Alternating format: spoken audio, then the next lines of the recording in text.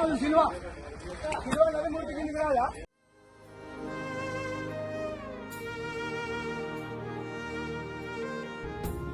The lord. దేవుని నామానికి మహిమ కలుగును గాక.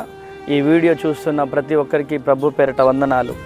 ప్రియ దేవుని జనాంగమా, సో ఇల్లందు ప్రాంతంలో జరిగినటువంటి సంఘటన మీ అందరికీ తెలుసు.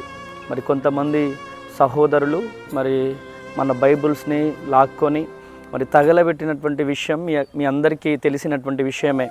సో ప్రియమైనటువంటి దేవుని జనాంగమా, మరి మేమంతరం కూడా ఈరోజు ఇల్లందు ప్రాంతానికి రావడం జరిగింది.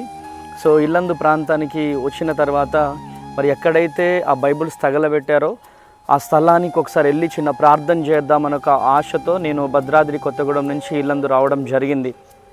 సో జరిగినప్పుడు మరి మన ఇల్లందు సేవకులు మరి కొంతమంది సహోదరులు నాకు కలిసి మనం అక్కడికి వెళ్ళకూడదని చెప్పినప్పుడు మరి నేను కూడా స్వయంగా మరి డిఎస్పి గారిని, సిఐ గారిని వెళ్ళి మరి కలవడం జరిగింది. మరి వాళ్ళు చెప్పినటువంటి విషయం ఏంటిదంటే, మేము యాక్షన్ తీసుకున్నాం వారి మీద, వారిని మరి రిమాండ్కి మేము పంపించాము.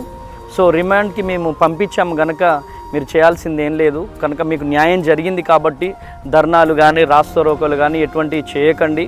సో ఆ ప్రాంతానికి కానీ ఆ పరిసర ప్రాంతానికి ఎవరు వెళ్ళకండి అని చెప్పేసి మరి చెప్పడం జరిగింది. సో ఎందుకంటే మనము పోలీసులను మరి గౌరవించడం మంచిది కాబట్టి మరి కనుక రెండు తెలుగు రాష్ట్రాల ప్రజలకు, తెలంగాణ, ఆంధ్ర, మరి యావత్ ప్రపంచవ్యాప్తంగా ఈ వీడియో చూస్తున్న క్రైస్తవ బిడ్డలారా, దయచేసి మరి ఇల్లందు ప్రాంతానికి ఎవరు రాకండి. సో వచ్చిన మరి ఆ బైబుల్స్ తగలబెట్టినటువంటి స్థలానికి వెళ్ళి మరి అక్కడికి వెళ్ళి ప్రార్థన చేయడం కానీ ఇంకా ఏదైనా నినాదాలు ఇవ్వడం కానీ దయచేసి చేయకూడదని చెప్పి నేను ప్రభు పేరిట మనవి చేస్తున్నాను.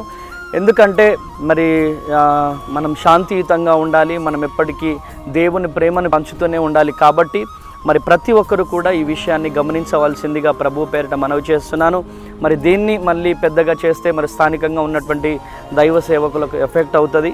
కనుక దయచేసి ఈ రెండు తెలుగు రాష్ట్రాలలో ఉన్నటువంటి క్రైస్తవ సమాజాన్ని అంతటికీ నా రెండు చేతులెత్తి బ్రతిలాడుతున్నాను. దయచేసి మరి రేపటి దినాన మరి ఇల్లందు చాలామంది రావాలనుకుంటున్నారు. దయచేసి మీరు అందరూ ఆగిపోయి మరి బలంగా మరి ఇటువంటి సంఘటనలు మరొకసారి జరగకుండా మరి బలంగా మరి ప్రార్థన చేయవలసిందిగా నేను ప్రభు పేరిట మనవి చేస్తున్నాను.